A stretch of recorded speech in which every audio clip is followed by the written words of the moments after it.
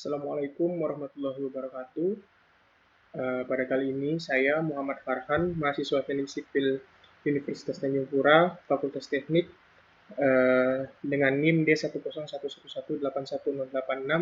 Pada kali ini saya akan membahas paparan seminar offline saya untuk proposal tugas akhir dengan judul Sistem Manajemen Jalan untuk Menentukan Prioritas Rehabilitasi Jalan Provinsi dengan studi kasus wilayah Kota Pontianak dan Kuburaya.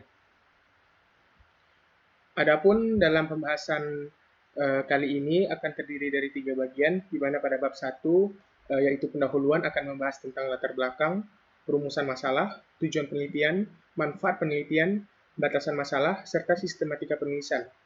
Selanjutnya, untuk bab 2, yaitu tinjauan pustaka, yang terdiri dari manajemen aset jalan, provinsial atau kabupaten road management system, serta penelitian terdahulu.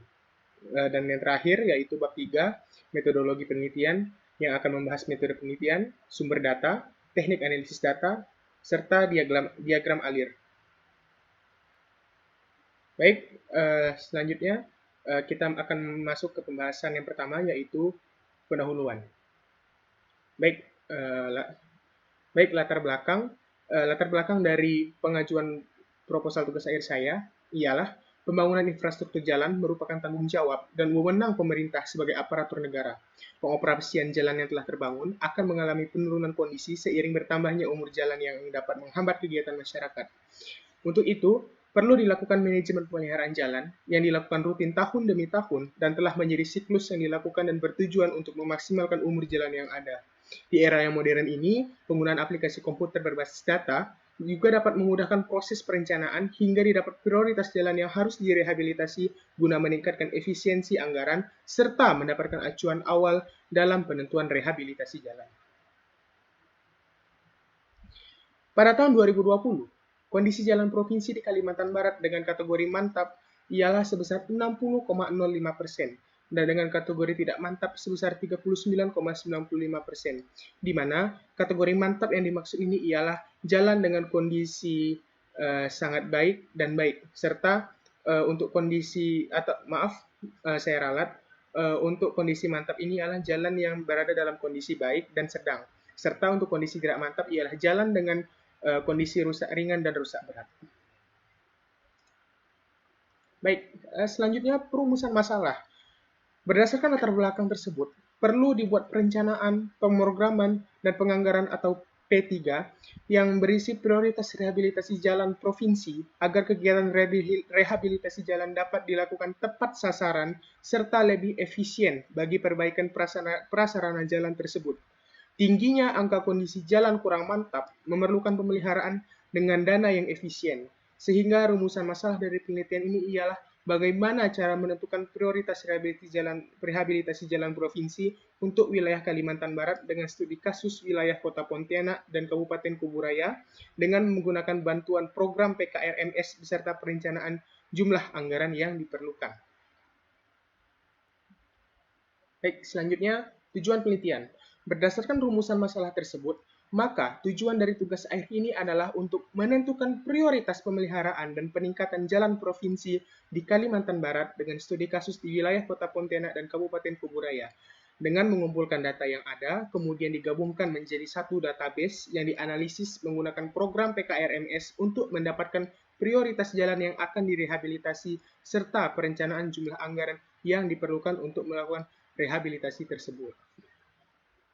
Baik, yang selanjutnya ialah pembatasan masalah, di mana lingkup penelitian adalah jalan provinsi di wilayah Kota Pontianak dan Kabupaten Kuburaya, serta data yang ditinjau ialah inventarisasi jaringan jalan, serta kondisi jalan, LHR, dan harga satuan pekerjaan rehabilitasi jalan di wilayah Kota Pontianak dan Kabupaten Kuburaya, serta peninjauan dilakukan mulai dari penginputan data hingga output hasil analisis proyeksi kondisi jalan.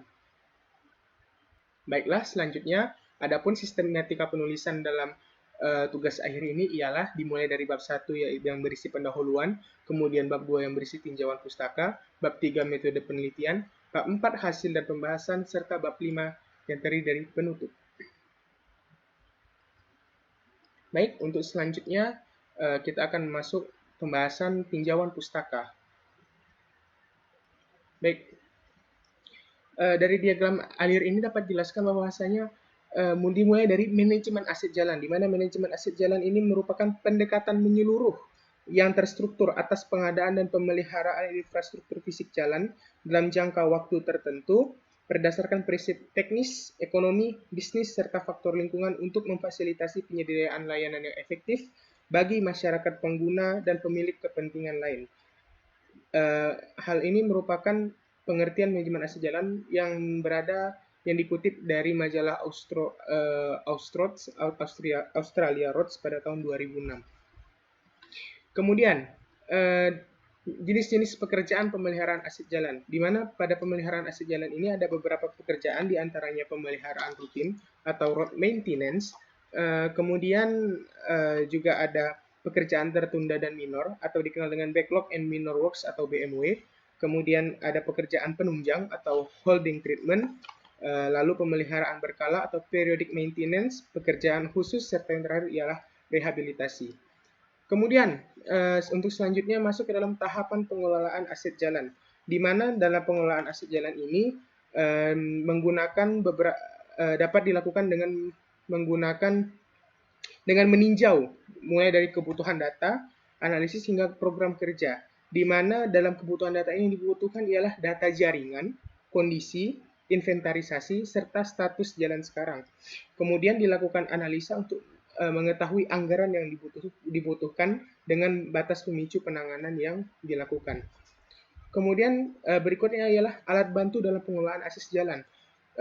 Untuk di Indonesia sendiri terdapat beberapa program alat bantu dalam pengelolaan aset jalan ini, manajemen aset jalan ini. Di antaranya ialah ada Integrated Road Management System atau IRMS, kemudian ada SK77, di mana merupakan surat keputusan nomor 77 garis miring KPTS garis miring DB garis miring 1990 tentang petunjuk teknis perencanaan dan penyusunan program jalan kabupaten. Kemudian ada sistem pengelolaan database jalan daerah atau dikenal dengan SIPDJD. Kemudian yang terakhir ialah Provincial or Kabupaten Road Management System atau PKRMS, di mana merupakan alat bantu pengelolaan aset jalan yang akan saya gunakan sebagai alat bantu dalam penyusunan perencanaan rehabilitasi dan serta penentuan prioritas rehabilitasi jalan provinsi di Kalimantan Barat, khususnya untuk studi kasus wilayah Kota Pontianak dan Kabupaten Kuburaya. Baik, adapun dalam alat bantu dalam pengelolaan aset jalan sendiri, yaitu terdiri dari PKRMS, di mana PKRMS ini merupakan alat bantu yang desain khusus untuk keperluan perencanaan, pemrograman, dan penganggaran yang dapat digunakan di tingkat provinsi atau kabupaten kota. Kemudian, aplikasi ini merupakan sumber database utama yang digunakan untuk keperluan perencanaan yang menampung data kondisi, inventaris, data proyek, serta historis dan peta. Kemudian mengapa saya memilih alat bantu berupa PKRMS ini? Karena aksesnya yang mudah, di mana program ini merupakan program berbasis data yang menggunakan aplikasi Microsoft Access dalam pengoperasiannya. Kemudian ia juga memiliki struktur yang ramping, akuntabel, serta fleksibel. Kemudian, adapun data-data yang diperlukan dalam pengolahan analisis data, sistem manajemen jalan menggunakan PKRMS ini, data yang dibutuhkan ialah data administratif, data jaringan jalan, data inventarisasi jalan, data kondisi jalan, data lalu lintas, serta daftar harga satuan penanganan rehabilitasi jalan. Baiklah, selanjutnya, adapun penelitian terdahulu yang dijadikan acuan dalam penulisan tugas akhir ini ialah Syarkawi tahun 2018, tugas akhir jurusan Teknik Sipil Fakultas Teknik Universitas Tanjung Pura yang berjudul Penentuan Skala Prioritas Program Pemeliharaan Ruas Jalan Kabupaten di Kabupaten Ketapang dengan menggunakan AHP. Kemudian Ilham Hidayat tahun 2020, tugas akhir jurusan Teknik Sipil Fakultas Teknik Universitas Muhammadiyah Sumatera Barat, Penentuan Prioritas Pemeliharaan Jalan Studi Kasus Kota Payakumbuh, Provinsi Sumatera Barat. Baik, selanjutnya ialah metode penelitian. Metode penelitian yang dilakukan dalam penelitian ini ialah analisa kuantitatif dengan metode survei, yaitu mengumpulkan data data berupa data jalan, serta data survei kondisi maupun inventarisasi jalan provinsi yang berada di wilayah Kota Pontianak dan Kabupaten Kuburaya. Kemudian dianalisis dengan bantuan program yaitu PKRMS untuk mendapat keluaran berupa prioritas penanganan pemeliharaan jalan, beserta anggaran yang dibutuhkan menggunakan program PKRMS. Adapun sumber data yang digunakan, yang diperlukan diantaranya pada data primer yang terdiri dari inventaris perkerasan dan non-perkerasan jalan, beserta kondisi perkerasan dan non-perkerasan. Dalam hal ini, non-perkerasan yang dimaksud ialah kondisi bahu kanan maupun bahu kiri dari jalan tersebut. Kemudian lalu lintas harian rata-rata dari jalan yang ditinjau. Kemudian untuk data sekundernya menggunakan data administratif jalan serta harga satuan penanganan jalan. Ya, berikutnya ialah teknik analisis data yang akan dilakukan, di mana terdiri dari penginputan data, di mana data yang diinput ialah berupa data administratif, ruas jalan, inventarisasi jalan, kondisi jalan, nilai MCA ruas jalan, kriteria MCA, kemudian data lalu lintas, serta harga satuan. Kemudian untuk validasi data, di mana validasi data pada program PKRMS ini ialah menggunakan metode desktop validation, yaitu sinkronasi data inventarisasi dengan kondisi jalan yang diinput, divalidasi secara otomatis melalui perangkat komputer yang sudah terprogram di dalam PKRMS. Kemudian selanjutnya ialah penentuan prioritas, di mana dalam program PKRMS dalam menentukan kebutuhan pemeliharaan didasarkan pada beberapa faktor tertentu, di mana faktor-faktor tersebut diantaranya ialah menggunakan metode penentuan kebutuhan pemeliharaan, kemudian juga menggunakan nilai TTI atau Treatment Trigger Index yang akan dibahas selanjutnya. Juga terdapat nilai TPI atau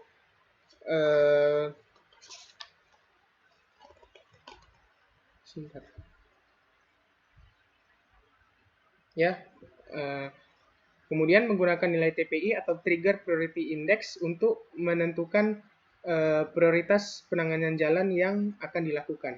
Selanjutnya yang dilakukan ialah analisis dan pemrograman menggunakan PKRMS untuk menghitung nilai TTI dan TPI dari setiap kondisi ruas jalan. Kemudian barulah dilakukan penyajian laporan, di mana dalam hal ini akan keluar output berupa hasil analisis berdasarkan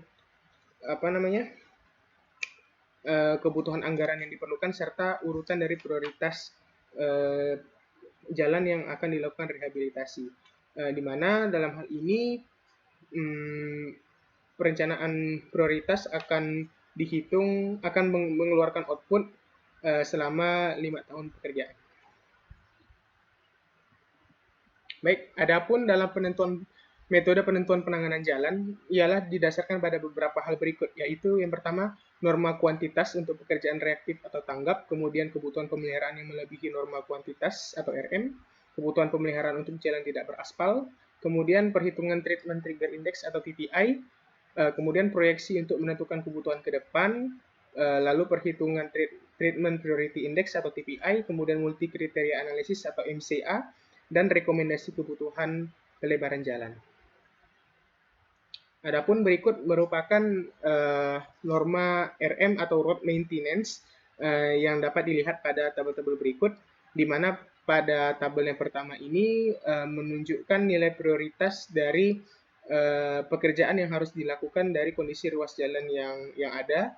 Kemudian pada tabel sebelahnya ini merupakan volume maksimum pekerjaan, volume terbesar maksimum pekerjaan yang masih dalam tahap yang bisa dilakukan pada tahap rehabilitasi jalan.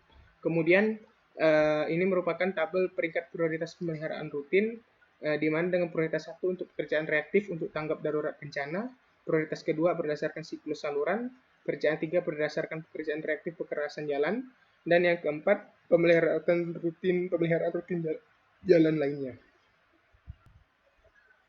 Baik, selanjutnya ialah perhitungan Treatment Trigger Index atau TTI, di mana Treatment Trigger Index atau TTI ini terdiri dari rumus, yaitu sigma roughness atau kerataan yang diukur dalam IRI atau International Roughness Index dikalikan IRI F atau nilai IRI dalam konversi faktor TTI ditambah dengan distress atau area kerusakan yang dikalikan dengan WFI atau nilai bobot kerusakan. Kemudian dibagi dengan L dikali W atau panjang segmen jalan dikali lebar segmen jalan. Adapun dalam nilai bobot kerusakan atau WFI yang digunakan ini ialah berdasarkan tabel di sebelah kanan yang ditunjukkan berikut. Jadi dalam hal ini akan bergantung, perhitungan ini akan bergantung pada survei yang dilakukan, apakah survei tersebut menghasilkan data IRI atau tidak data IRI, sehingga tidak terdapat data IRI-nya, sehingga untuk faktor WFI ini dapat digunakan acuan menggunakan tabel berikut ini. Baik, sehingga treatment trigger index 1 TTI ini dihitung bergantung dari 10 item kondisi perkerasan, kemudian TTI dihitung dengan menggunakan bobot yang berbeda, TTI juga dihitung per segmen 100 atau 200 meter, TTI dihitung untuk menentukan penanganan pemeliharaan berkala atau rehabilitasi. Dengan nilai TTI ini akan terdiri dari akan menghasilkan nilai yang kemudian dapat diklasifikasikan menjadi beberapa tipe kondisi, diantaranya rentang TTI 0 sampai 25 menunjukkan bahwa kondisi jalan merupakan jalan mesikon dalam kondisi baik atau good.